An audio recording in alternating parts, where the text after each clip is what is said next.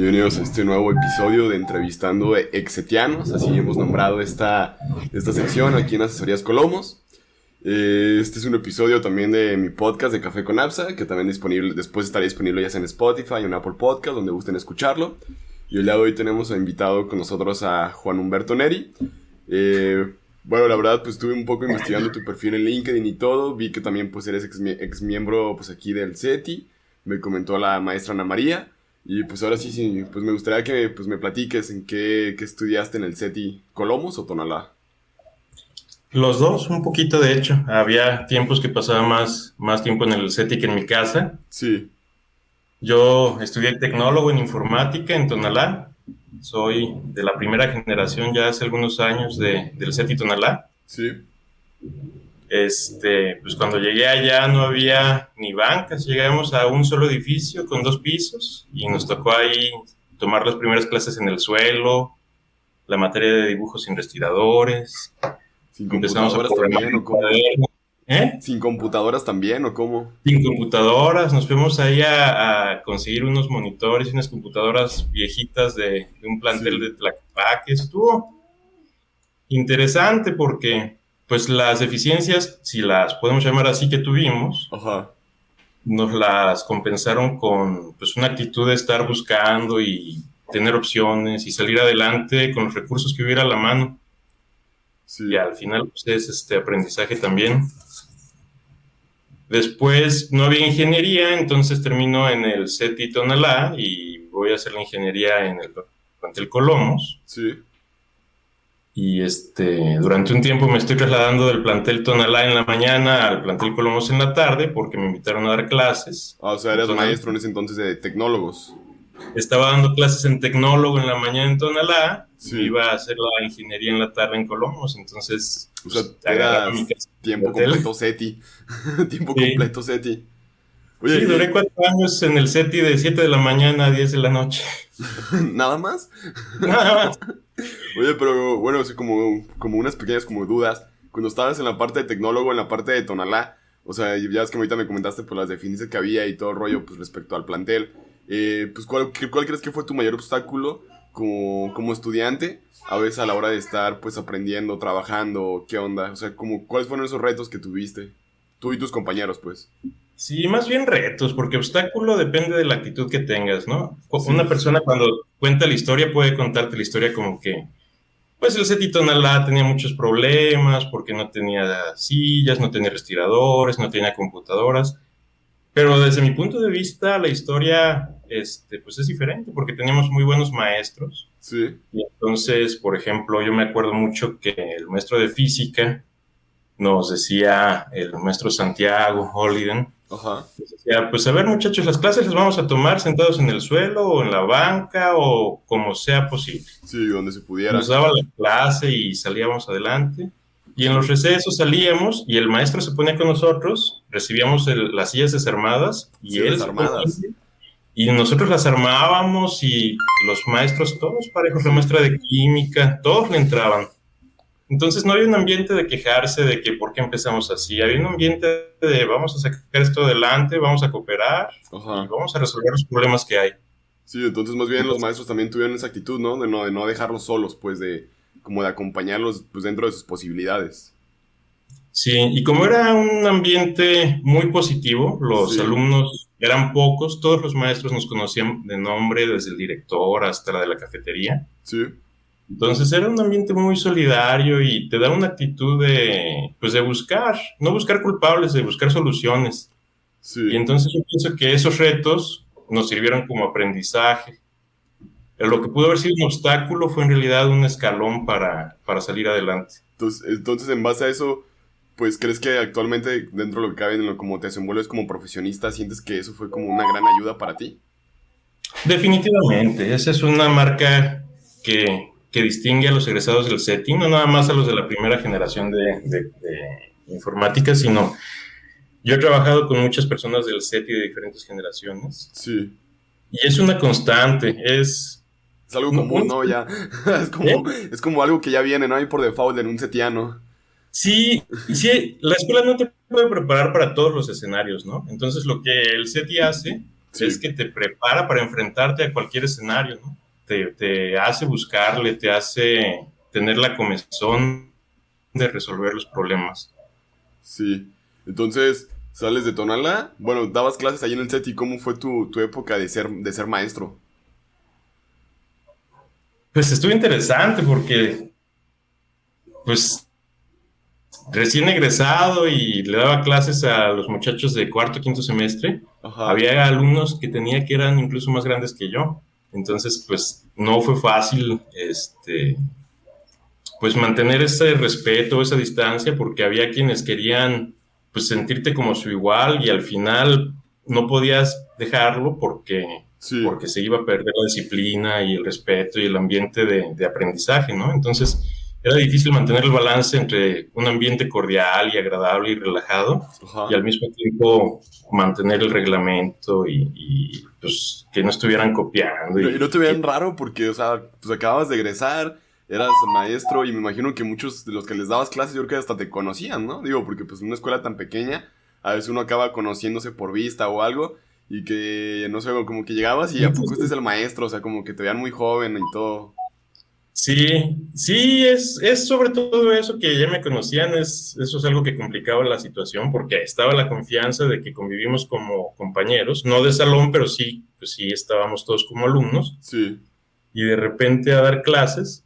Entonces estuve nada más un semestre en esa situación y también por la distancia era un problema grande porque pues me pasaba todo el día en el camión En el camión y en el SETI. y en el camión en el set y entonces 6 horas a dormir en la casa. Entonces ya los próximos semestres que estuve dando clases, ya Ajá. me cambié a informática, pero a A Colomos. Entonces ya Colomos. estaba ahí todo el día en el set y Colomos. Bueno, ya te Y ahorrabas como el ahí no me camión ya de perdida, conocían, pues ¿no? ya era en el camión, ya me alcanzaba tiempo para comer. Y hacer las tareas, ¿no? De la ingeniería y todo. Sí, porque si no era comerte un sándwich en el camión y bajarte del camión y correrle a la primera clase. Acá cuando menos ya Ya era un don había un poquito perro. más espacio. Ya con Don Perro, desde entonces era Don Perro. Uno de birria. ¿O de cuáles te Ya gustaban en sé. ese De los entonces? de birria remojados. Pues dicen que son como un destapá todo, ¿no? Si te pasó a ti también. Sí, buenos para mantener la línea, ¿no? No se atoraba nada. De hecho, era como una floja toda, así los conocí yo. Sí. Y entonces, en ingeniería, ¿en qué estudiaste? ¿Qué ingeniería en este caso? Era la ingeniería en electrónica cuando era todavía de 5 años, electrónica y computación. Sí, Entonces ahí fueron otros 5 años, fueron 9 años en total en el SETI. 9 años, o sea, ya casi una década. Sí, y si Wow. lo cuentas en horas, pues ya, No, a lo mejor así lo dejamos, ¿no? Como que van a sonar muy eternas. sí, ¿no? Dices, no puede ser, ya directo de salir de la escuela para jubilarte, pero no, estuvo bien, fueron 5 años de estudiar en ingeniería, simultáneamente dando clases ahí, Sí, hicimos muchos amigos entre los maestros, los colegas, los alumnos, fue una época muy buena, muy el buena. SETI fue como más que una casa para mí. No, pues sí, ahí estamos de fondo. Sí, No, sí me imagino, o sea que, pues literalmente ahí la dejaste ya el alma y ya la dejaste empeñada, ¿no? Un día vas a regresar por ella. tal vez algún día que tenga más tiempo a ver si me dan 2 o 3 clases por ahí, a ver si está mi alma todavía por ahí bajando. A ver si la encuentras.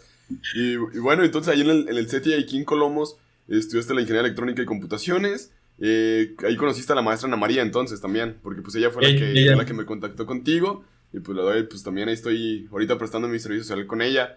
Y pues ahora es como la forma como la que hemos coincidido el día de hoy. Pues le agradezco mucho esa oportunidad. Y pues esperemos que a todas las personas que ahorita nos están escuchando aquí en Facebook, si tienen dudas, comentarios, algo que le gustaría que le pregunte, en este caso a Juan, pues son bienvenidos para pues estar aquí pues interactuando con ustedes. Pero si no hay preguntas por el momento, yo creo que continuamos con todo esto. Entonces, cuando sales tú de la ingeniería, pues te vas ya a buscar otro trabajo, otra área de oportunidad, o qué pasaba en ese lapso después de graduarte, pues cómo fue ese golpe duro cuando ya, pues yo creo que llegas a la graduación, te dan el título, qué siguió de tu vida. pues ni siquiera fue la graduación. La Ok, cosa es que en ese entonces estaba entre la decisión de si me quedaba dando clases o salía a buscar algo a la industria. sí, Y ahí en el CETI, una de las maestras que conocí, pues nos hicimos novios y vimos la cosa más en serio Ajá. y empezamos a pensar que era bueno buscar otros horizontes, conocer otros trabajos, ya sabes, empezar a buscar una casa. Sí. Y con el sueldo de maestro, pues es complicado. Pues es una carrera bonita, pero a veces se complican los tiempos, ¿no? Tienes que dar muchas clases o dar clases en 2 escuelas y Pues es en tres complicado. escuelas, ¿no? Me imagino, pues que sí me ha tocado ver muchos maestros a veces así del SETI que están hasta en 3 escuelas Exacto. dando clases. Entonces pensamos que con la edad que teníamos, íbamos empezando, pues era un buen momento para experimentar, conocer la industria, si era posible viajar. Ajá. Y afortunadamente uno de los egresados del CETI también, Hugo, un compañero de una generación más adelante, Sí, nos recomendó para entrar a trabajar en una compañía de automatización. de El automatización. problema es que esta compañía de automatización, como era principalmente automatizaba fábricas de automóviles, pues en Sí. Guadalajara no hay. Así que me fui, me entrevisté y me dijeron, pues sí, pero ya te vas al proyecto. Y entonces saliendo de la escuela en el verano, en 2 meses ya estaba de viaje y no alcancé a ir a la graduación. Wow. O sea, todo fue así en friega de un momento a otro. En caliente para que no Caliente. tenga tiempo de arrepentirme. ¿Y qué piensas después de tantos años como te arrepentiste o no te arrepentiste? ¿Piensas que fue la mejor decisión? Fíjate que no me he arrepentido de nada, porque todas las situaciones que puedes tener, siempre vas a sacar algo bueno. Sí. Y fue un trabajo que fue difícil, fue pesado, el dinero no era lo que esperaba, pero al final aprendí mucho y me sirvió de plataforma pues para seguir progresando. Normalmente el primer trabajo es difícil que sea en el que vas a tener éxito, ¿no? Oye, el que también te guste, ¿no? Me imagino, pues, porque es como que las primeras veces que estás teniendo como experiencia y todo, y que el primer trabajo sea como el de ensueño, siento que suena como muy, muy romantizado todo eso. Sí, pero afortunadamente es un trabajo que me gustaba, era una actividad que siempre me gustó mucho automatizar. Sí. Cuando entras al SETI, muchos entramos con la idea de, voy a hacer un brazo robot cuando salga, ¿no? O voy a trabajar con robots, o muchos entran con esa idea. Ajá. Afortunadamente a mí me tocó trabajar con robots en cuanto egresé, empecé a trabajar pues con la tecnología de punta de la automatización. En la industria automotriz siempre está Lo más la tecnología novedoso. moderna, exacto. Entonces, hay tecnología que incluso no está completamente desarrollada. Los fabricantes te la dan y a experimentar con ella y si no funciona, pues la van desarrollando sobre la marcha ya con la producción corriendo. Ahí como Entonces, vayan pudiendo, entonces te tocó hacer a ti muchas miles de pruebas y a ver qué fallaba y a ver qué estaba bien o a ver qué estaba mal. y es correcto. Y lo que estaba mal había que corregirlo, regresárselo al fabricante del sensor o del actuador o de lo que sea que estaba mal Sí. y estar trabajando de cerca con ellos para que fueran modificando sus productos y al final fueran lo que esperábamos. Wow, entonces fue todo un reto, digo. O sea, y entonces tú te metiste mucho a la parte de la programación de todo el robot, de plano, o al área donde estabas. Sí, de diferentes áreas, porque empecé programando visualizaciones en la computadora. Las visualizaciones son la parte de la automatización que te muestra los valores de temperatura o las Sí. velocidades, desde donde el operador puede seleccionar las operaciones que quiere o el color del carro, si lo van a pintar. Entonces es una programación de más alto nivel, ¿no? Sí. Como orientado a objetos. Bueno, ¿y en qué lenguajes programaste en ese entonces? Si es que En te... ese entonces eran muy orientados a la industria de Siemens, se Siemens, llamaban Pro Tool, Pro había Tool, otro que se llamaba LabVIEW. WinCC. Eran similares al LabVIEW, pero no llegamos a utilizar el LabVIEW directamente. Oh, ya, ya, ya. Wow, entonces sí fue pues como todo un experimento. Y me imagino que eso no lo viste en el SETI, ¿o sí? No, nada de eso aprendí en el SETI. Y el programar PLCs llevé un semestre nada más, que fue mi siguiente experiencia. Entonces, Ajá. pues como te comentaba, en el SETI es imposible que te enseñen a todas las tecnologías que puedes necesitar en la industria. Ah, pues, Te pues, enseñan a ser autodidacta, ¿no? Te enseñan a buscarle, a leerle, a picarle, hasta ento- que salgan las cosas. entonces con esos lenguajes que agarraste nuevos fue a estarle picando ahí a los manuales, a los compañeros, estar ahí como pudieras tratando de obtener la información. Correcto. Te dan una capacitación básica, ¿no? Pero esperan que tú vayas desarrollándote por tu cuenta. Pero pues bien sabemos que esa capacitación básica queda muy al ras, porque pues unas cosas que nomás te digan, no, pues imprime un 2 más 2 y ya cuando me imagino que llegas al robot, ya pues se ven que direcciones de memoria, que ahora va a hacer esto, que aquello, bla, bla, bla, que movimientos. Siento que a veces esas capacitaciones se quedan muy cortas con lo que uno realmente va a ejercer a la hora de estar ya en la parte de la industria. Sí, realmente decía mi abuelo que la carga hace andar al burro, ¿no? Te empiezan a capacitar con 2 o 3 cosas, como dices, y ya a la hora que estás en el piso con los clientes, ellos te piden cosas que nunca te imaginaste, y ahí te metes las horas a investigar, a probar, a experimentar, hasta que sale. Órale. Entonces sí te gusta mucho la parte de la programación a ti. Sí, duré poco tiempo haciendo eso, porque yo resolvía los problemas que en ese momento eran fáciles, Sí. y me ponía a ver al programador del PLC. El PLC es la parte que efectivamente ya controla las máquinas, toma señales y las convierte en órdenes. Sí, Y sí, entonces sí. me empecé a picarle yo por mi cuenta y lo veía y le pedí al programa para que pues empezara a buscarle. Sí. Y como que se reía de mí porque era un alemán. Entonces, nunca estudiaste PLCs, ¿cómo vas a picarle? Lo que no sabía es que duré 9 años en el SETI picándole a cosas que no me enseñaban. Entonces, No, y aparte, que os comentabas, ¿no? Tu experiencia sin tantos recursos y todo el rollo didácticos en las escuelas, pues ni modo que el aprender un PLC pues no fuera un impedimento, digo, pues ya había tantos impedimentos anteriormente y también actualmente, pues, pero pues ya después en base a tu experiencia que tuviste fue como que pues otro reto que no era tan difícil, me imagino. sí, no, y le buscas. Y la educación en Alemania es diferente, porque ahí sí los enseñan o los capacitan para lo que van a hacer, ¿no? Si vas a ser carpintero, te enseñan todo lo que un carpintero tiene que saber. Si vas a ser programador, pues todo lo que el programador tiene que saber y como que se encasillan en su área. Sí. Y acá en el CETI, pues desde el nombre, ¿no? Ingeniera en electrónico y computación. Entonces aprendes electrónica analógica, digital, de potencia, programación, Office, redes. No puedes ser especialista en todo. Sí, Sabes un le poco picas de a cada tanto, cosa. pero no te vuelves especialista en nada. Más bien yo siento que está como en uno, como el ahora sí a la hora de estar estudiando la ingeniería o la parte de tecnólogo, como enfocarte en algo que realmente te apasione y aparte tener como esos conocimientos que te proporciona el SETI que sí son útiles. Exacto. Y no está mal el punto de vista, porque en realidad te da un panorama muy amplio del horizonte del estado de la tecnología y ya tú te enfocas en la que realmente te interesa y te haces especialista en lo que quieres, Sí. sin perder de vista todo el horizonte que te dieron. Entonces, pues no está mal. Y me empecé a picarle al PLC y pues el otro cuate no creía que iba a entender nada. Ya después de algunas semanas, pues ya le empezaba a preguntar cosas más específicas, ¿no? De, a ver, a esta parte del programa, ¿por qué le hiciste así? A mí se me hace que esto No no va. tiene mucho sentido. Sí. Y me empezó a ver ¿Y que de qué veras... decía el alemán? O sea, ¿y qué te decía él? O sea, me imagino que fue como que sacado de onda, ¿no? Digo, porque, o sacado de contexto, porque, pues, ay, ¿cómo aprendiste o qué onda? Pues a mí directamente no me dijo nada, pero ya en la siguiente vez que regresamos en Alemania, porque este proyecto fue en China, En China, órale. regresamos a Alemania. Ah, entonces te Y traían viajando por todo el mundo. sí, de hecho, casi nunca estaba en México. Ok, ok. O sea, te la Sí, mi vivías primer en viaje Alemania. fue... Sí, de hecho el primer viaje fue de Guadalajara a Portugal. Estuve ahí Sí. 2 o 3 meses de entrenamiento en una planta de Volkswagen. Wow. Fui a Alemania un par de semanas ¿A a preparar Volkswagen el también? proyecto de China. No, en Alemania están las oficinas centrales de esta compañía. Órale, órale. Oh. Preparamos el proyecto y nos fuimos a China, a Volkswagen, Ajá. a instalar el proyecto. Yo programando la computadora y este otro señor, el alemán, haciendo el PLC. ¿Y cómo te sentías con la parte del idioma? Porque, bueno, también yo no sé si el alemán, pues hablaba algo de español, hablabas tu inglés, la parte de estar en China, la comida, el parte, pues todo es como, pues romper todo este paradigma de siempre estar en México y hablando español, pues con la gente de tu idioma.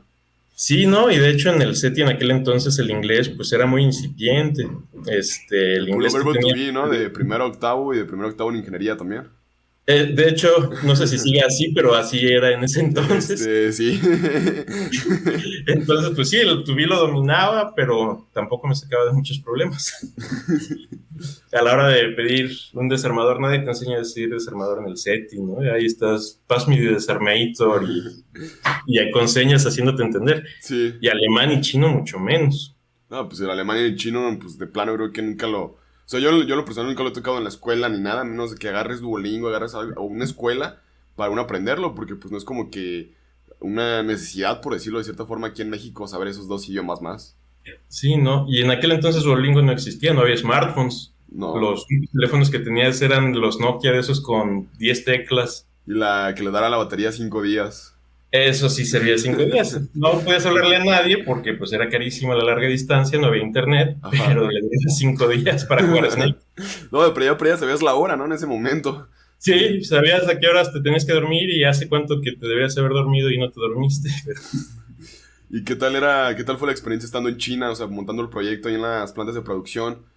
O sea, como qué cosas encontraste diferentes a, no sé, a la parte de la fábrica en México, a los empleados, a todo esto? Porque uno escucha mucho en internet, en Google, en YouTube, de cómo son los chinos trabajando y todo. Y una cosa es como ya tu experiencia de cómo fue verlo ya con tus ojos. Fíjate que es muy interesante eso que dices de uno escucha en YouTube y ve en internet y ve videos, porque esto, para ponerte en contexto, fue hace 20 años. Sí, Entonces, salí 3 años más ahorita que dije. Fue hace 20 años y no había YouTube, había muy poca comunicación. China estaba todavía muy cerrado a los extranjeros. sí. Entonces llegas al pueblo y la gente se te acerca, te empieza a hablar en 2 o 3 palabras en inglés, te quieren tocar porque no estaban acostumbrados a ver extranjeros Y menos mexicanos, ¿no? Todavía. y menos mexicanos. Entonces fue un choque cultural grande porque pues tú no estás acostumbrado a que la gente se te acerque y te quiera tocar y te quiera hablar. Y, Tú estás como por ejemplo, acostumbrado a que la gente se te aleje, te vea raro, te quiera asaltar, ¿no? sí, no, y la comunicación era muy difícil porque, por ejemplo, me acuerdo que me dijo en ese primer viaje, cuando quieras ir a Volkswagen tú solo, ni intentes decirlo en chino porque se van a cerrar, no creen que los extranjeros puedan hablar chino. Te puedes aprender la palabra, la puedes decir perfecto, pero te van a ignorar. Entonces, lo único que tienes que hacer es, como todos los taxis son Jetta, Sí. apuntas al símbolo de Volkswagen que traen los Jettas en el volante y ya con eso van a saber y te dicen, ¿no? Ah, o sea, ya te habían capacitado dentro de lo que cabe para, pues, cómo Para dirigirte, qué hacer, qué no hacer y todo. Pero eso era su idea, porque en realidad no funcionaba. El primer día que me tuve que ir solo, me subí al taxi, me Ajá. preguntó en chino a dónde quería ir, intenté decirle en chino y obviamente no me entendió, así que le señalé al volante y el chofer no entendía qué quería yo. Sí. Y después de un rato de enseñar el volante, lo único que hizo fue ponerse a pitar. No, eso es lo que quiero que hagas. Oye, pero te sentías todo desesperado, me imagino, ¿no? Sí, porque pues yo no conocía el lugar, no sabía dónde ir, entonces me bajé, me regresé al hotel y ya le pedí a las del hotel que me escribieran en una tarjeta, por favor llévame a Volkswagen. Y te las vas ingeniando Sí, porque como vayas pudiendo, ahora sí. sí, sí ahí dependes de tu ingenio. Y ahorita pues ya es otra historia, porque los muchachos que entran pues se llevan el teléfono, el Google Translator Sí, y ya. ya le muestras ahí, ¿no? Oye, pues llévame a tal lado, pero pues ya en el idioma del país a donde vas. Entonces tienes más tecnología, hay más soluciones, Sí. pero no desarrollas esa creatividad que a base de necesidad desarrollas. Pues la haces en realidad, pues, porque también me ha tocado platicar con mis tíos o algo que me dicen de que nada, pues cuando pues no había smartphone ni nada, que iba a Estados Unidos, pues hacía señas para pedir comida, aunque sea una hamburguesa, unos tacos o algo, y a veces me decían, pues me resultaba que la persona que me estaba atendiendo también hablaba español, pero pues no me animaba a decir las palabras o algo. Y es como bien interesante, ¿no? Pues como a veces la creatividad de usar manos para hacer símbolos o señas hace que la gente pues te entienda. Siento que es como que un lenguaje muy universal, Sí. toda esa cuestión.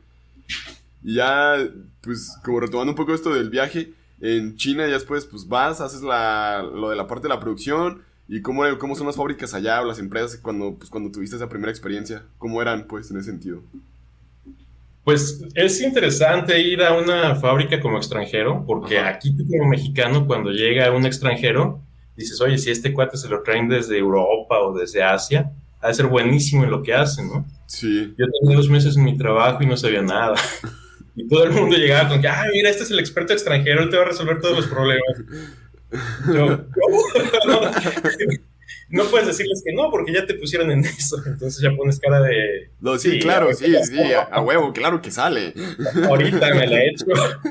Y siempre salió, afortunadamente siempre salió. Sí, o sea, estaba... Las fábricas en China, pues eran similares a lo que ves en todos los países, ¿no? En todos los países ves que la gente ¿La están va y negreando? hace su trabajo, ¿mande? ¿La están negreando? ¿Cómo?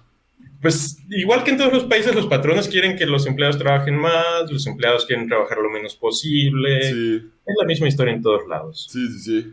O sea, no es Y como siempre que es, haya una gran diferencia, digo, porque ya ves que siempre ponen como que los chinos y la parte asiática y todo siempre son los más productivos, más esto, más aquello, bla, bla, y como que siempre tratando de desmeritar, pues, como que al obrero mexicano por lo que también hace, pues.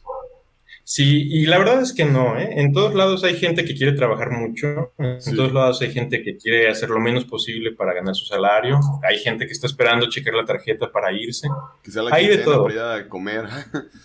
Irse por las caguamas, aunque no les haya, no hay caguamas. En todos los países hay. Lo que pasa es que las culturas son diferentes, por ejemplo, en China o en Japón o en Corea. Y acá Sí, cualquier persona que vemos con rasgos similares pensamos que es un japonés y que es súper disciplinado y súper respetuoso. Y pues no, es como pensar que los Estados Unidos y los canadienses y los mexicanos somos todos iguales, no más porque estamos en el lado de América. sí, Y no, pues ahí en Asia hay culturas muy diferentes. Incluso China es tan grande, tiene 1.300 millones de habitantes. sí, sí, sí, sí, es un Cada uno de país sus estados son densamente diferentes. muy poblado. Exacto. Y es muy vasto, es muy grande. Entonces, si tú vas, por ejemplo, a Shanghái, o si vas al norte, a Changchun, que fue en la ciudad en la que me tocó llegar primero, o Sí, más al sur, a Guangzhou, incluso no se entienden, porque sus chinos no son, sus lenguajes no son igual. ok. O sea, Entonces, si nuestra traductora que está, por ejemplo, en Changchun nos acompaña a un proyecto en Shanghái, pues la traductora va a necesitar una traductora para entenderle a los de ahí, porque es un dialecto diferente, o a los de Guangzhou. o sea, tenían una o dos, tres traductoras, una que les traducía un chino, otro chino, y ese chino ya sea inglés, y ya tú lo traducías a español, por decir así, en tu misma mente. Así es, y entonces al final, pues lo que hacíamos es que ya viajábamos sin traductora y de alguna manera conseguíamos un traductor local que nos tradujera a inglés. Órale. Pero ya eso ya fue en base a la experiencia que tuviste varias veces. Sí, sí, la compañía, porque la compañía pues también estaba entrando apenas a China Sí, y pues hacía sus experimentos y sus fallos y aprendía sobre la marcha. órale. Entonces, en la parte de Europa también te tocó ir a varios países, me imagino, a varias plantas de automotrices a hacer varias instalaciones. Sí, también estuvimos trabajando en Portugal, en Alemania, sobre todo porque como esta empresa trabajaba para Mercedes, para Volkswagen, para BMW, Audi, Sí. sobre todo en Alemania fue donde estuvimos. ¿Y qué tal fue tu experiencia en Alemania, pues, con la parte de desenvolverte como ingeniero y programador? Pues fue muy interesante porque, como te digo, la educación en Alemania es completamente diferente, es Sí. muy profunda, es muy dedicada, es muy ¿Qué es, especializada. qué es profunda y dedicada en ese sentido? Por ejemplo, ellos saben todo lo que tienen que saber de su área, pero difícilmente entran a otras áreas. Por ejemplo, si Ajá. hay un problema eléctrico y estás trabajando con un programador, Sí. el programador detiene todo y dice, vamos a hablarle al eléctrico que lo resuelva, nos vamos a tomar café o a fumar, y ya que él acabe, regresamos y hacemos lo nuestro. Y me tocó trabajar con españoles que son un poquito más afines a nuestra manera de pensar. Ajá. Entonces, si era un problema eléctrico chico, pues sacabas el desarmador y lo arreglabas tú mismo, ¿no? No había necesidad de parar el trabajo una hora a que viniera el especialista a arreglar un problema Sí, sencillo. pues como no sé, se afloja un tornillo, no tienes que esperar a que llegue, tú lo aprietas y ya, pues consigue su vida, Y ¿no? sí, el sensor está mal ajustado, oye, háblale al mecánico que venga y que lo ajuste. Pues nada, sacas la herramienta y ajustas todo el sensor, ¿no? Sí.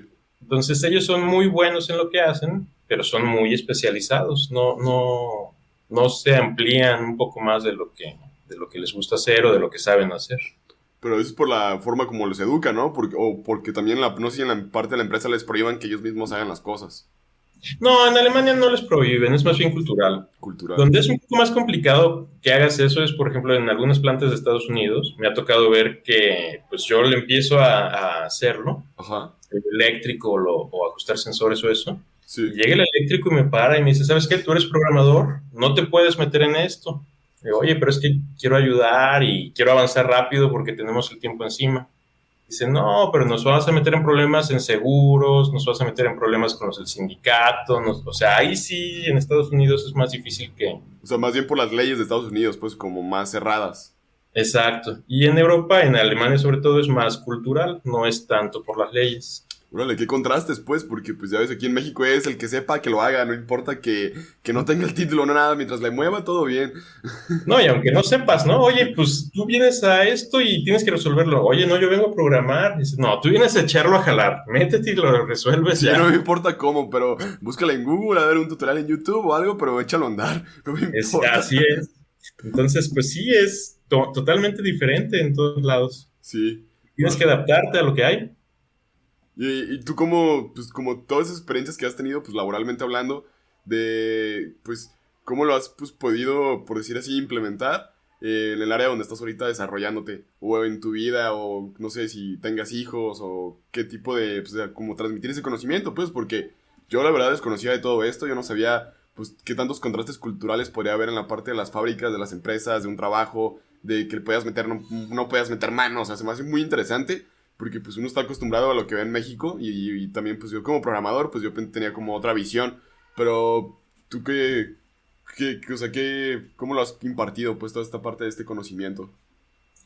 Yo pienso que Darwin tenía un punto de vista muy acertado. Él decía que el que sobrevive, el que sale adelante, no es el más fuerte ni el más rápido, es el que se adapta mejor a las Sí, circunstancias. Y esto, sobre todo en el mundo actual, en donde hay tanta globalización, hay tanta facilidad de viajar, tanta facilidad de comunicarte con personas en el extranjero, sí, la adaptabilidad es básica. Tienes que saber adaptarte y respetar otras culturas sí, sin perder tu identidad, ¿no? Entonces, tienes que saber cómo entender rápidamente el punto de vista de las otras personas ajá, y adaptarte a las reglas, a las costumbres, a las formas de trabajar sí. de las personas con las que vas, porque al final, si tú estás viajando, tú eres el que te tienes que adaptar a los locales. Es difícil que un grupo de locales se adapte a ti que vienes llegando como nuevo, ¿no? Sí, pues que te das más bien como una persona de la ciudad y no tanto un extraño. Exacto. Entonces, pues empezar a aprender algunas palabras del idioma local, empezar a conocer a la gente, hablarles por su nombre, saludar, cuando menos decirles buenos días en su idioma. Y Sí. como que ellos mismos, al ver que estás haciendo el esfuerzo de integrarte, ellos te ayudan a integrarte y a salir adelante. No es lo Mm, mismo que hablen de ti como la persona que viene a imponerse, como la ajá. persona que viene a ayudar, porque su misma actitud va a cambiar. Sí, y hasta la forma de ver de ellos hacia ti cambia y ya te tratan como una persona más de ahí, pues, y te abren las puertas para cualquier otra situación. Exacto. Y esto funciona pues en cualquier carrera, ¿no? Si comes lo que te ofrecen, si empiezas a hablar de la manera que ellos Y hablan, no tenías problemas cuando te ofrecían comida? O sea, como que se veía rara o completamente, algo. Me completamente. imagino, pues, porque estuviste en varios países y en varias ciudades. Sí, sí, a mí, por ejemplo, me gustaba mucho comer con coca o con agua o con algún jugo. Sí. Y en China empecé a comer con cerveza porque la coca no era suficientemente fuerte para tapar los sabores de la comida que había allá. Además, había cosas que tenías que tener una o dos cervezas encima para animarte a probarlas, porque si no, no le dabas. O sea, de plano mejor algo de alcohol para poder continuar con la comida. Sí, por ejemplo, llegamos a un restaurante brasileño en China. Ya sabes cómo es esto de los restaurantes brasileños que llegan los cortes de carne Sí, las insertados en un espadas y pan. todo. Exacto. Entonces, pues llegó una espada y se nos hizo algo muy chiquito para que fuera pollo. Dijimos, pues va a ser una huilota o algún pájaro raro, ¿no? Ajá. Me animé, agarré una alita, abrí el ala y pues no, era así como de murciélago. Ah. Ya había empezado, ni modo de dejarlo. Entonces, esa fue tu primera experiencia comiendo murciélago. Sí, mi única experiencia comiendo murciélago, pero ahí en China me tocó comer perro. Me preguntaron una vez, oye, ¿te gusta el pollo? Pues sí, me encanta el pollo, ¿no? Es lo más fácil de comer, lo de menos riesgo. Sí. Lo que no sabía es que me iban a llevar un huevo con un pollo adentro hervido, que tenía que abrirlo y comerme el pollo antes de sacarlo del huevo. ¿Qué Sí, onda con eso? ya sé. O sea, entonces en China fue el país donde comiste cosas más raras. Sí, fue de lo más difícil que hubo ahí, la comida. Entonces ya después de comer ahí en China, ya tu estómago ya resiste a todo. Cualquier cosa. Lo bueno es que el estómago iba acostumbrado. Después de comer en México los taquitos de la esquina y todo, el estómago ya no se raja. Después de estar con Don Perro ahí en el set y ya le puedes entrar lo que sea. Y sí, sí, cierto. ¿Y qué tal era la comida china? Bueno, porque aquí te la venden de una forma, pero ya viéndola de manera original es otra. No, es completamente diferente. Había compañeros de trabajo, que también la mayoría eran del SETI, que después de unas semanas acababan sobreviviendo a base ¿De de qué? maruchans o de arroz o así, porque De plano. pues los condimentos eran completamente Sí, diferentes, la carne más pesado, ¿no? era Me imagino todo. sí. Y depende de la región. Había regiones en donde la comida era muy picante o muy grasosa o muy condimentada. Entonces, pues sí, o te haces el ánimo de entrarle a lo que hay o le O mueres en sufres el intento. y mueres en el intento. Le revuelves arroz a todo, te tomas una cerveza para que baje. Ay, hay que buscar. Sí, sí, como estar experimentando, pues.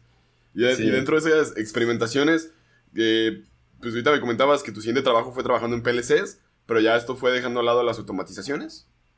Sí, regresando a Alemania después de este primer proyecto, a mí no me dijo nada la persona con la que yo iba, pero le comentó a nuestro jefe que le empecé a buscar y le empecé a entender.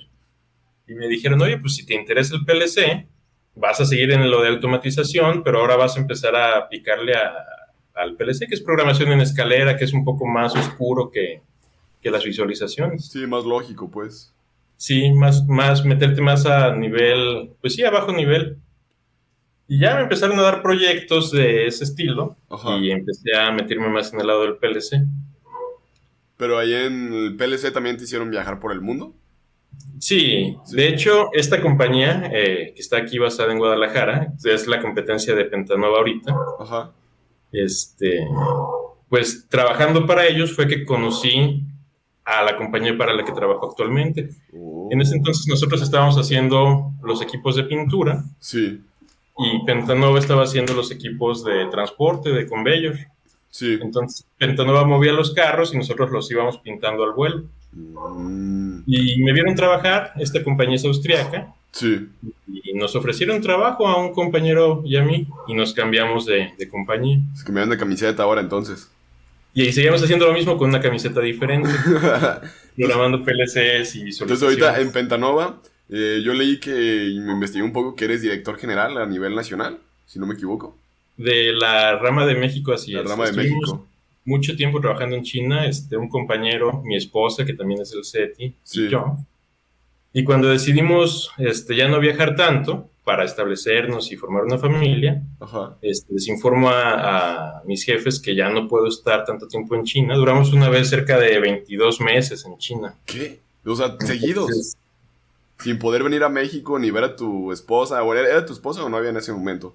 De hecho, en ese momento era mi esposa ya, viajábamos juntos, porque como ella también es ingeniera en electrónica, sí. Pues había proyectos que los hacíamos juntos. Por ejemplo, ella hacía la visualización y yo el PLC. O sea, se llevan a trabajar juntos y ya también pues viajaban un poco dentro de lo que podían y todo ahí en la misma ciudad donde estaban. Sí, estuvo súper bien porque había veces en las que el proyecto estaba difícil y pues había personas que no veían a sus familias en semanas y a mí me tocaba verla todos los días, ¿no? Y la parte de, pues no sé, de comunicarte con tus papás y todo, era pues difícil, complejo, no sé si tengas hermanos también pues o algo.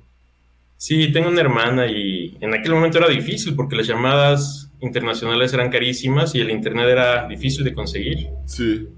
Entonces pues llegaba y buscaba, por ejemplo, un teléfono de monedas. Ajá. Y me conseguía mis cuartitos, ¿no? Mis centavos. Ajá.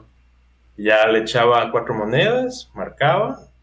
Y en cuanto saludaba, 30 segundos después me decían, otra moneda para continuar. Y así estaba hablando y echando monedas. Cada 30 segundos. Es otra moneda para continuar en todo el rato. O sea, ni te dejaban tener una conversación bien. Un chinito de monedas. ¿Y tus familiares no pensaban como que ya está perdido, ya lo desaparecieron, alguna cuestión, digo, por tanta incomunicación que existía en estos lapsos?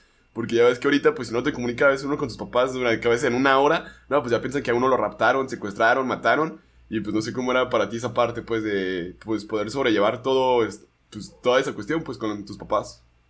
Pues yo estaba chavo, y ya cuando estás chavo eres más aventado y no le piensas tanto, ¿no? Te vas a una oportunidad y te avientas sin medir los riesgos. En ese entonces mis papás me apoyaron mucho y no me dijeron nada. Después me enteré que ellos estaban preocupadísimos de que me iban a sacar del país y no sabían ni conocían a las personas con las que me iba o a qué me llevaban o... Nada. Ya sabes, preocupaciones normales. Sí. Y había veces que duraba 2-3 semanas sin comunicarme, entonces pues ellos estaban preocupadísimos. Sí, pues sacados de contexto, pues, porque pues no sabían realmente todo. Sí, entonces pues sí fue una época muy difícil, sobre todo para ellos. Ajá. Afortunadamente todo salió bien y ellos pues aguantando y preocupados y todo, pero sin nunca quejarse ni dejar de apoyarme. Entonces fue muy importante que los papás me apoyaran y me dieran el valor de seguir adelante. Sí, entonces sientes que ellos fueron un gran empuje para ti en ese momento, pues, de tu vida. Absolutamente. Sí. Ellos, desde que conseguí el trabajo, les dije, oye, fíjate que me ofrecieron este trabajo, pero es estar viajando, no sé, ¿qué opinas?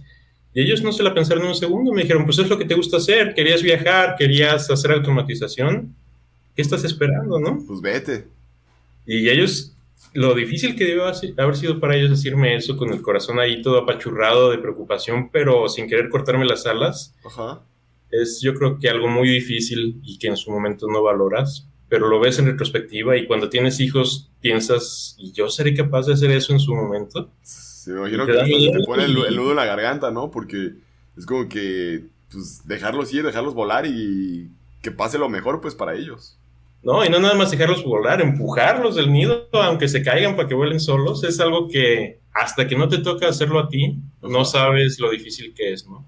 Sí, Ahorita sí. tenemos un hijo que está en el SETI, le gusta la programación, le gusta esto de viajar, y cuando llegue su momento de que se vaya, que cada vez está más cerca, pues te das cuenta de lo complicado que es dejarlos ir. No, pues sí, sí, me imagino. Bueno, ahorita la ventaja es que hay home office. Ah. Sí, Ahorita hay varias ventajas, pues, pero pues no, no es lo mismo, pues, la experiencia de irte a otra ciudad, a empezar desde cero, pues, que como todo ese reto que tú pasaste. Y todas esas experiencias, pues, que al final del día te están forjando para ser como la persona que eres hoy en día. Que yo siento que se vuelve como que algo muy importante, porque pues sin esas experiencias no sé qué hubiera sido de Juan en estos momentos. Eh, ¿Se cortó? hola. ¿Hola? Sí, ya. ¿Sí? ¿Ya?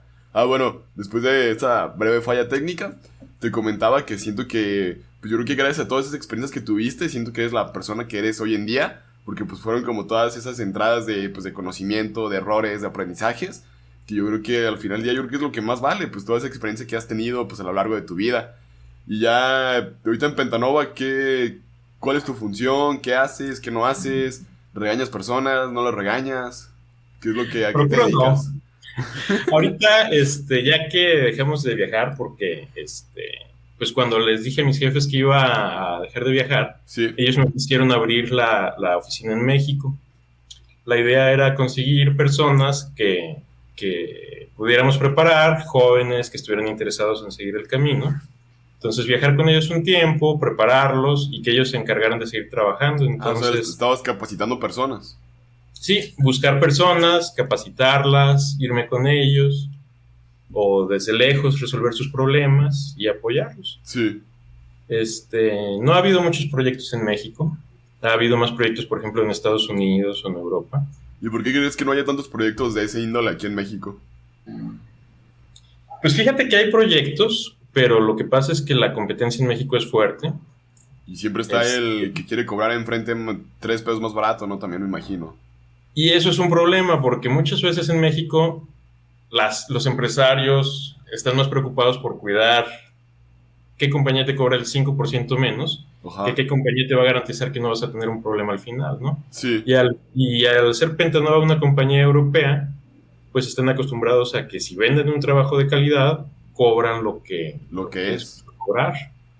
Y no es la cultura del mexicano en general pagar bien por un buen servicio. Ellos prefieren ahorrarte un centavo o dos, aunque la calidad no sea la misma. Entonces, pues es a veces complicado encontrar un cliente que esté dispuesto a pagar la calidad, ¿no? ¿Y cómo has aprendido a sobrellevar todo eso? Porque, bueno, ahorita me ha tocado es como ofrecer varios proyectos de desarrollo de software y todo a varios clientes.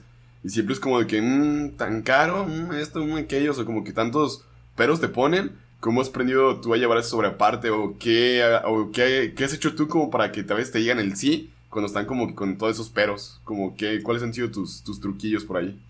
Pues fíjate que no hemos llegado a eso, Ajá. porque hemos tenido al final clientes en Estados Unidos aprovechando la proximidad geográfica, Sí. en Tesla, en BMW, en Bueno, Volkswagen. porque, me puse a investigar y vi que en Pentanova no había sede en Estados Unidos, creo yo. Sí, en Estados Unidos hay problemas para hacer este tipo de trabajo porque los sindicatos son muy fuertes, ¿no? Entonces, siempre está el problema de que las personas que consigues, Sí. pues tienen una visión de que yo voy a trabajar 8 horas o de que voy Un círculo muy cerrado. exactamente, ¿no? Y que tiene que ser alguien del sindicato y toda una serie de características que es muy complicado. Entonces, Pentanova en Estados Unidos hasta ahorita no ha podido salir adelante con trabajadores estadounidenses. Sí. Y lo que hacemos es, de Pentanova México, mandamos gente a Pentanova, a los proyectos de Estados Unidos. Sí, sí, porque Y vi con que... este trabajo, Vale, Ajá. pero es que, Y bueno, que con ese trabajo que conseguimos allá, ajá, pues no nos hemos visto en la necesidad de, por ejemplo, negociar o regatear con los clientes locales. americanos. Ujú. Y si se puede saber como qué tipo de proyectos han hecho en Estados Unidos, pues porque siento que se vuelve algo muy, pues, muy interesante. Pues mencionaste Tesla, varias empresas importantes. Sí, hay muchos proyectos que hemos hecho. Por ejemplo, nosotros hacemos sobre todo el área de transportes, Sí, el área de los hornos de pintura, de las cabinas de pintura. En el área de transportes hay, por ejemplo, un proyecto que es muy interesante, que es logísticamente complicado. ¿por qué? Cuando están pintando los carros, Ajá, hay dos naves, hay varias naves, pero hay, por ejemplo, una nave de pintura y una nave de ensamblado, ¿no? sí, Cuando terminan de pintar un carro, no lo pasan directamente a ensamblarlo, lo almacenan. Por ejemplo, tú pintas 20 carros rojos para evitar estar cambiando de color a cada rato y evitar desperdicios. Y esos 20 carros rojos los tienes que guardar. ok. Y en el taller de ensamblado te dicen, oye, ahorita quiero un carro rojo porque ya lo voy a vender con asientos negros, doble tracción, lo que sea. Y ahorita quiero un carro azul, y ahorita uno rojo, y ahorita uno negro. Entonces, para hacer ese acople, Sí, tienes entre las dos naves, tienes un almacén de carros. de carros, órale. Y haz de cuenta que es como un librero, pero en lugar de meter libros, metes carros. Entonces es un brazo gigante Ajá, que está moviendo en tres direcciones, adelante y atrás, arriba abajo y hacia los lados. o sea, Para ir en el X, en los almacenando. X, Y y Z. Correcto. Ok, Y para ir almacenando los carros en esas casillas. Y entonces wow. cuando el ensamble te pide, oye, necesito un carro rojo, tienes que buscar en la base de datos de dónde está el carro rojo, que la máquina vaya a sacarlo y mandarlo a ensamblar. Te Y imagino, todo ¿no? tiene Que que ser deben de saber de rápido. como el carro más viejo que hayan pintado con mayor antigüedad, que sea el primero en sacar, bla, bla, bla, y como que tener... Pues, me imagino que no hay demasiadas variables para poder considerar qué carro han de sacar y no es como que tan fácil. Exacto, sí, porque tienes que considerar el tipo de combustible, el color, la tracción, el más antiguo, porque si no puedes tener ahí un carro sentado 3 meses y eso no te conviene. Sí, Y pensando que se pinta un carro cada 2 minutos aproximadamente, pues el volumen de ay, carros que güey. tienes es altísimo, entonces la velocidad a la que tienes que reaccionar es pues muy rápido. O sea, tiene que ser pues una respuesta inmediata, ¿no? O sea, me imagino que no hay tanta margen de error en cuestión tiempo porque se te van acumulando los carros ahí hablando de este proyecto. Exacto, entonces si tienes por ejemplo un problema y paras la línea a media hora, pues ya son 15 carros que no produjiste y que Y están son esperando ser pérdidas. comprados. Entonces, la industria automotriz es muy estresante, pero Ajá. tiene muchas satisfacciones también, porque cuando resuelves un problema se siente padrísimo. No, y también cuando no lo resuelves es como que mendigo estrés, ¿no? Que has de traer todo el tiempo pensando cómo lo vas a poder solucionar. Sí, sí, hay veces que estás cenando, desayunando, bañándote y todo el tiempo estás pensando en eso, Como ¿no? dándole vueltas, ¿no? Bueno, eso a veces a mí me pasa con la parte de la programación, de que estás todo el tiempo pensando cómo vas a resolver una línea de código que a veces no te da, y como que estás dándole vuelta todo el tiempo a la línea del código, y a veces llegan momentos cuando menos te lo esperas cómo lo resuelves. Yo no sé cómo sea tu proceso creativo para poder resolver ese tipo de problemas que a veces tengas cuando tienes algún problema, qué usas como para distraerte o encontrar una solución, recurres a personas, preguntas, buscas libros, como, ¿cuál sería ese proceso, pues como de desatoramiento, por decirlo de cierta forma? Pues hasta eso ha cambiado con el tiempo y con la tecnología, fíjate, porque antes, se te atoraba algo Sí. Ah, bueno, es que también, y pues estamos hablando que allí te tocó toda la transición, ¿no? De puros sí, manuales, puros documentos, hablar de una con una persona a otra, así de boca a boca, y ahorita pues ya con el internet, o sea, cómo evolucionó tu proceso en ese sentido. sí, esos procesos y los proyectos han cambiado, porque antes un proyecto que duraba 4 o 5 meses, Sí, porque si tenías un problema, pues le buscabas y leías el manual y experimentabas y volvías a experimentar, porque hablarle al experto que estaba en Alemania era carísimo, entonces lo dejabas como último recurso. sí, Y eran sí. llamadas de 3 minutos de, oye, tengo este problema, intenta esto y llámame después. Y pues tú le seguías buscando. Sí, Y ahorita luego ya también me imagino, ¿no? La diferencia de horas también era otro reto. también es problema, porque por ejemplo, si estabas en China y hablabas Alemania, pues eran 7 horas de diferencia. Entonces, cuando tú tenías el problema, el otro cuate estaba dormido. Sí. Uy. Y entonces mandabas una pregunta y te llegaba hasta el día siguiente la respuesta. Entonces ya eran días perdidos laboralmente hablando. Y entonces pues se complicaba mucho. Ahorita que todo el mundo está despierto a todas horas, conectado desde su casa, incluso ustedes lo han visto en la escuela y los maestros siguen calificando en la noche y a las 3 de la mañana te llega la calificación, ¿no? Ah, sí, O a las enfadoso 5 de la mañana te despertarte y llega ver la todas las tarea. notificaciones del Classroom y todo el rollo. Es como que, digo, los maestros no duermen o les gusta torturarnos a esas horas o qué onda. Entonces pues es muy agotador eso porque te acostumbras a estar disponible 24/7 y Sí. aunque las otras personas también te responden rápido, pues tú tienes que tener la misma disponibilidad y es algo que yo pienso que tiene que cambiar porque eso no es sano mentalmente. Sí, bueno, yo también una vez, si se habla como laboralmente hablando, como que también yo tengo una hora, como que después de las 8 de la noche ya no contesto nada, porque siento que también uno debe como que darse ese tiempo de decir, de sentarte, no sé si a alguien le... A mí me gusta es mucho leer o ver videos en YouTube respecto a lenguajes de programación y como que darme mi rato de aprender algo nuevo en el día o de desconectarme y simplemente no hacer nada, como también pues como parte mental del estrés que uno puede tener, porque pues como me imagino que tú también lo has de estar viviendo, que ahorita lo de estar todo el tiempo en casa o estar de manera virtual trabajando, siento que se vuelve como que un estrés más constante y como que uno necesita como que ese rato de despeje, de no saber de nadie del trabajo, por ejemplo. Exacto, sí, porque por ejemplo ahorita con el teléfono que te llevas a todos lados por diversión, pero también tienes ahí tu correo, estás en el baño viendo Facebook y de repente te llega un correo y ya te estresaste y ya te echó a perder la tarde, ¿no? Sí, sí, Entonces, sí, también me imagino, o sea, bueno, es que si hablamos del celular yo siento que se vuelve un arma como de doble filo, porque es un arma que te puede salvar la vida en cualquier momento, pero también es una arma que te puede arruinar la vida en cualquier momento, ya sea, por ejemplo, hablando del trabajo, que de repente, no sé, pasa algún problema o algo y pues ya saben que lo vas a traer y vas a contestar porque pues contestas porque es algo habitual en uno y no ignorar, pues por decir así, a tus empleados, a las personas cercanas a uno y todo.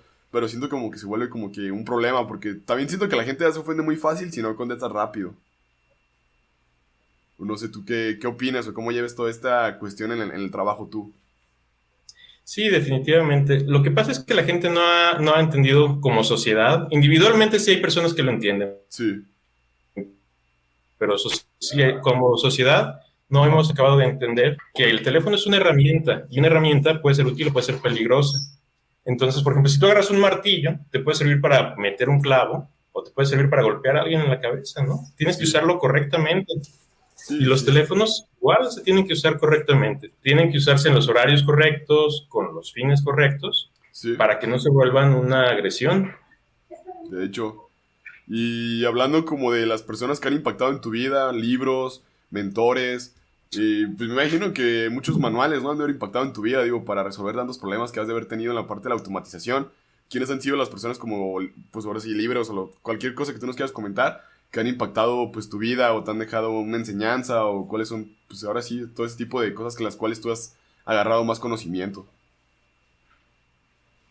Pues fíjate que los libros más útiles son los que pudieran ser menos útiles. No sé, o sea, pudiera yo hablar de libros de física o de programación o el de Ritchie, Kernighan, pero de alguna manera cambian tu visión. Sí, Yo cuando era adolescente, un maestro, Rodrigo Ibarra, me daba programación. ajá, Él me recomendó un autor, Isaac Asimov, Isaac Asimov, me no sé suena. si te suena, ciencia ficción. Él escribió muchos, por ejemplo, la película de Will Smith de Yo Robot Sí. estaba basada en un libro de Isaac Asimov. Sí, de las 10 leyes de la robótica, algo así tenía que ver como con los 10 mandamientos de la robótica, alguna cuestión, pues. Sí, sí, sí, ya, Correcto. ya sé quién Entonces, es. él era un soñador que veía el futuro de los robots desde cierto punto de vista. Y entonces él me decía, los avances tecnológicos, la tecnología la crea personas no tecnológicas. Julio Verne Julio Verne. desarrolló tecnología que en su momento no se pudo crear. O Leonardo da Vinci diseñó máquinas que no se podían construir en ese momento. Nicolás Entonces, Tesla leer ciencia también. ficción es va a pasar. Algún día algún adolescente lo va a leer y va a decir, yo quiero hacer eso, y va a desarrollar la tecnología para hacerlo. Sí. Pues, Entonces, los libros más importantes para mí son los que hacen que los jóvenes desarrollen su imaginación y su ambición de hacer un cambio. A mí me impactó mucho en su momento Julio Verne y Isaac Asimov. y actualmente, ¿qué libros lees? O bueno, si es que te da tiempo de leer y todo el rollo, porque entiendo lo de tu puesto laboral y familia y todo. Si actualmente lees, ¿qué libros te gusta leer actualmente? Ahorita procuro leer para relajarme. Soy menos intenso que cuando era joven. Cuando era joven sí buscaba, por ejemplo, El mundo de Sofía, que es un libro de filosofía muy bueno. Sí. O buscaba libros de superación personal. Ahorita ya leo para relajarme. Leo cómics, leo novelas juveniles, Harry Potter, cosas sencillas para bajar el estrés. Como verlo más bien como un escape, ¿no? Como una distracción, pues más bien por ese lado. También yo me imagino, ¿no? Que se habrá agarrado muchas ideas de esos libros de Harry Potter o del mundo de Sofía, aparte de la filosofía, como para tu vida diaria, pues como para la parte laboral o algo. Sí, también. Hay un libro de que se llama, por ejemplo, La Meta, que es, además de ser una novela, habla sobre los procesos industriales y todo. Entonces, como es algo que me gusta, lo de la industria, la automatización, sí. Pues incluso los juegos que a veces juego en el celular, hay un juego de hacer una fábrica. Me dice mi esposo, oye, esto. Ya volvimos, después de otra pequeña parada técnica. Nos quedamos cuando estabas platicándome respecto a un juego de fábricas que traes en tu celular, como hacer tu propia fábrica. Y después de ahí nos fuimos un poco, pero ya estamos de regreso. Ah, sí. Sí, pues es que a pesar de que es el trabajo, dice mi esposo, oye, pues en eso trabajas, ¿cómo te diviertes en eso? Pues sí, es que aquí no tengo clientes que me están encima de mí pidiéndome que acabe ya. O sea, desde niño tú soñabas con la parte de la automatización, ¿o cuál era tu sueño desde niño? Sí, desde chico a mí me gustaba hacer las cosas más eficientes, más automáticas, con menos intervención humana. Sí. Y ¿Y desde niño hiciste algún experimento, algo así en tu casa, una automatización, por ejemplo? mi papá tenía maquinitas de videojuegos. Ajá. Entonces, pues desde la secundaria yo empezaba a ver cómo funcionaban los botones, cómo las monedas caían y daban el juego, cómo conectabas las palancas a la tarjeta. Entonces, pues empecé yo a interesarme en esas cosas desde muy chico. Sí. Wow. Viendo a mis papás eso, hicieron el esfuerzo y compraron una computadora. En aquel entonces una computadora era de 64 bits, eran monocromáticas y las programabas en BASIC, ni siquiera tenían un sistema operativo como MS-2, mucho menos Windows. Ah, pues sí, bueno. Y todos los manuales. Para los que nos están escuchando, para los que nos están escuchando, MS2 es el antecesor a Windows. Y ya MS2 es como el Windows actual, pues para los que nos están escuchando y no tengan mucho conocimiento al respecto como a la historia de los sistemas operativos, no siempre ha sido Windows como lo conocemos, pues. Ya, después de breve paréntesis, entonces Sí. te tocó programar la computadora desde bajo nivel, entonces traía creo que 3, 4 megabytes de RAM y todo el rollo, o sea, algo bien pequeño pues de hardware. Sí, no traía casi nada de recursos y no había escuelas de computación en ese entonces pues ahí en los manuales que venían en inglés, ahí venía yo traduciendo palabra por palabra con un diccionario en la mano porque tampoco había traductores. Wow. Entonces, Tú pues sí, te tardabas semanas programando la computadora. Bueno, las primeras veces, pues. Porque imagino que ya después de la experiencia que tuviste ya era más sencillo. Pues sí, en realidad nunca fue tan sencillo en la secundaria porque como todo estaba en inglés, pues lo que hacía era copiar los programas que venían de ejemplos y empezar a modificarlos. Y ver qué hacía, ver qué tronaba, qué no hacía. Sí. Ver por qué ya no aprendió después de eso. Exacto. Entonces sí me aventaba ahí horas picándole. Sí, siempre me gustó esto. Entonces ya desde niño te fue como que ya tu papá, por decir así, marcó como lo que tú querías, pues, porque siento que fue como un antes y un después por lo que estás platicando, de las maquinitas de los videojuegos y todo. ¿Y cómo te enteraste tú del SETI? O sea, ¿cómo diste con él? Pues un tío mío estudió en el CERETI, que ya saben muchos, el CERETI era antes del SETI, ¿no? Cuando eran centros regionales. Después cerraron todos y solamente quedó el de Guadalajara y se convirtió en el SETI. Entonces mi tío fue el que me empezó a ver la curiosidad que tenía de la tecnología. Ajá. Y me sugirió que fuera a conocer la escuela. Entonces fui yo al CETI Colomos y obviamente me impresioné, una escuela gigante, como 10 edificios, áreas verdes, banquitas. Yo creo que sí, igual, no te preocupes, yo creo que no va a haber cambiado mucho. No, y fue impresionante y yo dije, me enamoré de esta escuela, no quiero estudiar aquí. Y me dieron la lista de carreras y yo dije, yo quiero estudiar informática. Y me dijeron, bueno, pero informática no está en Colomos, está en Tonalá. Dije, bueno, pues a estar igual que aquí, ¿no? Ajá. Igual de chido, bla, bla, y... Áreas verdes, 20 edificios, Sí, ¿y cafeterías, te quedaba muy sorpresas. lejos Tonalá de donde vivías en ese entonces? Sí, me quedaba lejos. Yo vivía en Las Águilas en ese momento. O sea, ¿Tonalá ibas? Iba hasta Tonalá. Wow. Entonces, sí era muy buen rato en el camión. Sí, ya era mucho amor a la computación. Eso sí Sí, fue el amor al vivía, arte. me levantaba tempranísimo y luego regresaba tarde y después de regresar ponerme a hacer tareas. Entonces, pues sí, Sí fue fue una una época que viví en los divertida. caminos. Sí. Y bueno, pues ya casi para terminar, este, ¿qué, qué consejos tú le darías a los jóvenes que están ahorita estudiando una ingeniería en tecnólogo en base pues, a todo lo que tú has vivido? ¿Cuál crees que sería como un consejo clave que tú les darías?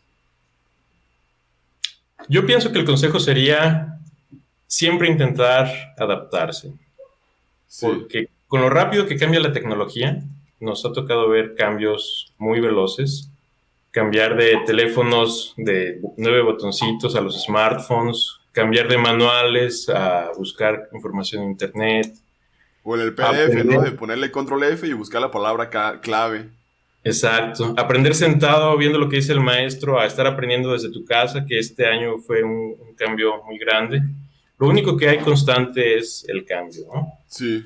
Entonces, para cualquier profesional, mi recomendación es mantente flexible. El día que dejes de adaptarte al cambio, ese día tienes que dejar de dedicarte a lo que haces. Siempre tienes que tener la mente abierta y estar listo para que cuando salga una nueva tecnología o una nueva manera de hacer las cosas, entrarle y con todo y miedo aprender cosas nuevas. Nunca dejar de aprender. ¿Y para ti qué es eso de tener una mente abierta? Bueno, es que desgraciadamente es como que en la área de las ingenierías como que uno se vuelve muy cerrado y solamente ve las formas a veces de hacer una sola cosa. ¿Tú cómo piensas que se puede combatir o volverte de mente abierta? Es difícil mantenerte de mente abierta siempre. Yo tengo un amigo que era programador. Sí, Él ahorita tiene como 70 años. En un momento él dijo, yo ya no puedo con esto, no puedo seguir evolucionando conforme los programas están evolucionando. Entonces, él dejó de programar y se dedicó a ser eléctrico. Y también se vale. Entonces, yo pienso que tienes que esforzarte por ir aprendiendo, por ir viendo tecnologías nuevas, por ver videos, por leer, por ver proyectos, sí. pero mientras lo disfrutes. Cuando ya no lo disfrutes y empiezas a sufrir y se vuelve estresante para ti, saber cuándo detenerte y decir, yo hasta aquí llegué, ya no voy a avanzar al mismo ritmo que la tecnología, voy a seguir siendo productivo, pero A mi forma. en mi área. Uh-huh. Órale, órale. Entonces hay que ser flexible, hay que seguir aprendiendo, pero hay que saber tus necesidades personales. ¿Y tú en tu día a día cómo aplicas todo esto? O sea, en el sentido de estarte adaptando, ves nuevas tecnologías. Pues ahorita también me imagino pues todo este de las criptomonedas, monedas digitales. Digo que yo a veces pienso que son tantas cosas que nos están dando de golpe que a veces como que hasta uno que es joven se siente difícil estarse pudiendo adaptar de una forma, pues ya pensaba que era cada día, pero a veces pienso que es cada hora con todo lo que surge. Sí, sí es difícil estar al tanto de todo, ¿no? Antes te recomendaban que leyeras un periódico al día, un libro al mes y que estuvieras actualizándote. Ya ahorita ya nadie lee periódicos, ya pocas personas leen libros. Lo único que puedes hacer es conocerte, saber tu área de interés Sí, y procurar al menos en tu área de interés mantenerte al día.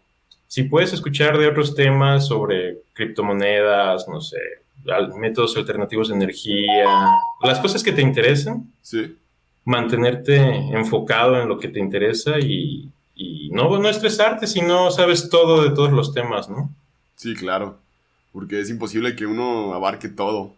Claro. Y ya como pregunta mía, ¿qué opinas tú de las criptomonedas? ¿Qué opino de las criptomonedas? Sí, Pienso que son inevitables ajá. porque es algo incluso en lo que China le está entrando. China acaba de sacar la noticia de que es el primer país con monedas virtuales. Sí, el Yuan, que lo acaban de sacar hace unos días y todo el rollo. Se me hizo interesante la propuesta, pues, que están haciendo. ¿Sí? Entonces, hay cosas que no puedes cambiar, hay cosas a las que le vas a tener que entrar, Sí o te sí. gusten o no te gusten, entonces tienes que informarte y estar enterado. Ya si te gustan o no te gustan, pues ya te puedes meter más o menos profundamente, pero al Sí. menos tienes que saber de qué se trata porque todos le vamos a entrar. Bueno, y también me imagino que va a haber países donde ya lo empiezan a implementar y cuando te toque ir de turista, pues tienes que usarlo, porque pues imagínate, tú llegas con tus dólares en efectivo y pues al rato el dólar, quién sabe, también sea una moneda digital y tengas que bajar una aplicación y desde ahí lo hagas todo ya. Exacto. China es un país, por ejemplo, que tiene muy controlado a la información de sus personas. Sí, Ellos tienen acceso a sus correos, tienen acceso a sus teléfonos. Entonces, en mi último viaje que hice, todo lo pagaban con el teléfono. Así como ahorita están entrando los pagos electrónicos de Apple Pay, Google Pay y todo. Exacto. Allá hay gente que no carga dinero desde hace meses. Ellos me dicen, yo no cargo tarjeta. No cargo. Perdón, se prendió mi Google Home. No te apures. Me dicen, no cargo teléfono, no cargo efectivo, no Ni cargo cartera, nada. Lo pago con mi teléfono. Y yo les decía, oye, pero ¿no tienes problemas con tu privacidad? Porque en México, por ejemplo, hay resistencia, porque hay gente que dice, oye, yo no quiero que el gobierno sepa cuánto dinero tengo en el banco o qué estoy comprando con mi tarjeta. Yo prefiero pagar en efectivo porque no me gusta que me estén fiscalizando. Sí. Y ellos me dicen, pues aquí estamos acostumbrados a que el gobierno lo sepa todo, ¿qué vamos a hacer? Nos acostumbramos, lo aceptamos y tomamos lo mejor de esto, ¿no? Bueno, aparte yo siento que así ha sido la cultura desde chiquitos, porque aquí siempre ha habido como que toda esa resistencia, oposición, que a la vez yo no sé qué tan bueno sea o qué tan malo es, porque a lo mejor es bueno, como pues toda la parte de a lo mejor un dinero digital y todo, porque el otro día iba a la casa de una tía y vi que asaltaron a una persona que le quitaron $500,000 porque vieron que salió del banco y todo, y ese momento pensé, porque he estado estudiando respecto a las criptomonedas, dije, ¿por qué no en vez de que te retires el dinero en efectivo, te lo depositen a una cuenta de criptomonedas y tú ya se lo transfieres a las personas que se lo ibas a dar, por poner el ejemplo? Y de esa forma, pues, si no traes efectivo y nadie puede acceder a tu celular y tú no puedes acceder a la cuenta, pues el ladrón no se puede llevar ya nada. O sea, como yo pensando como una idea muy loca, que quién sabe si eso podría llegar a la práctica en México, porque pues ya si no te ven que sales con dinero del banco no nada, pues ya no siento que seas un blanco fácil y siento que se volverá algo interesante, pues que ya te digan, pues ya te transferí tus criptomonedas, ahí vas y ya lo cambias por dinero real, pues para que pagues aquí tus tacos, tus cervezas y todo. Ni siquiera vas a necesitar dinero real. No sé si sea bueno o malo, pero va a ser inevitable. Sí, El dinero empezó siendo trueque, ¿no? Empezó siendo granos de café, lo cambiaron por billetes y monedas, empezaron a salir los cheques, después salieron las tarjetas, ya está saliendo el dinero electrónico. sí. Eventualmente el dinero real va a desaparecer, todo el mundo va a hacer sus transacciones por papel. Noruega empezó a usar sus teléfonos, Ajá. veía por ejemplo las máquinas de Coca-Cola o las máquinas donde te venden las papas, Sí. marcaba el número de la máquina y el número del producto que quería y se lo cargaban a su teléfono directamente. Wow. Entonces, esta evolución no va a parar porque a algunos no. Bueno, y también me imagino que a ti te ha tocado ver todo eso por el área donde estás involucrado, de automatizaciones y todo. Digo, porque sí suena bien interesante eso de que llegas, marcas y pum, ahí te va y ya me lo cargaron a mi tarjeta. Exacto. Y entonces, el gobierno le encanta esto porque él sabe cuánto ganas, cuánto gastas y cuántos impuestos te va a cobrar. Con la facturación electrónica, el gobierno ya sabe todo esto. Sí, sí, sí. Entonces, es inevitable, es un paso que se va a dar y mejor nos acostumbramos y disfrutamos las ventajas. Como tú dices, nadie me va a robar mi dinero electrónico. Sí, sí, sí, tiene sus pros y sus contras. O sea, yo no me pongo el cambio porque yo ahorita pues pago mis impuestos y todo el rollo como ciudadano. Y aparte, pues, o sea, yo no tengo problemas pues legales, no nada de cuestión con mi dinero. O sea, pues que sepan cuánto gano y todo el rollo, prefiero que sepan y estar tranquilo y pues poder disfrutar de todos los beneficios. Porque pues he llegado a usar Cody, he llegado a usar 2 o 3 formas de pago digital, que la verdad sí se vuelve una chulada cuando no traes tu tarjeta o traes tu dinero de forma física. Y aparte a veces siento que es más seguro pagar de forma digital que pagando con tu tarjeta o dando los papeles, o que te den a ti cambio en billetes, porque hay tanta falsificación hoy en día que te da hasta miedo ya recibir los billetes nuevos, por ejemplo. Sí, ese es otro aspecto, el dinero falso, ¿no? O Sí. el otro aspecto es, si los dineros fueran más rastreables, entonces sería mucho más fácil ver qué pasa con los fondos, por ejemplo, de los partidos políticos. Sí, O si el dinero fuera rastreable, sería difícil que alguien utilizara el dinero para comprar 2 millones en drogas y moverlas o en armas. Entonces, pues es una evolución natural que va a seguirse dando. sí, lo interesante pues es cómo la gente lo va a ir adaptando, pues, porque pues va a haber yo creo que resiliencia en todos los aspectos, de todas las edades, gente, todos los tipos, hasta empresarios, por no querer saber realmente cuánto ganan y todo, pero pues yo siento que o se van a adaptar o se van a adaptar, porque también estaba viendo que Nike ya te acepta pagar los tenis con Bitcoin, por ejemplo. O Puedes comprar Teslas con Bitcoin, ¿no? Sí. O con el Dogecoin. Sí, bueno, yo acabo de comprar Dogecoin como hace una semana y pues ya, ¿De verdad? o sea, el día de hoy que estamos grabando, el día de mañana va a ser el Dogecoin y también es el día de la mota, o sea, se estaba rumoreando que mucha gente va a estar drogada comprando Dogecoin, o sea, que está algo medio loco toda esta tendencia que está viendo de las criptomonedas y más porque siento que, o sea, es tan fácil comprarlas y tan fácil gastarlas que siento que hasta y todo queda grabado en las bases de datos y se va a hacer algo bien interesante, o sea, el cómo después se van a poder automatizar todos, yo creo que todos tus gastos de cómo los hiciste con criptomonedas o hasta no sé si va a haber un peso mexicano digital o algo, siento que pues, va a tener que pasar algo para que al gobierno pues le guste, pues porque al final del día al gobierno le gusta saber todo lo que haces. Sí, seguramente va a pasar. Sí, y pues bueno, Juan, muchísimas gracias por habernos acompañado. ¿Algo más que gustes agregar para cerrar? No, pues nada más agradecerte el espacio y agradecerle a la maestra Ana María que se acordara todavía de nosotros. Sí, la verdad sí me platicó muy buenas cosas de ti y pues la verdad me gustó mucho. Es la primera vez que nos conocemos, aunque sea de manera digital ahorita.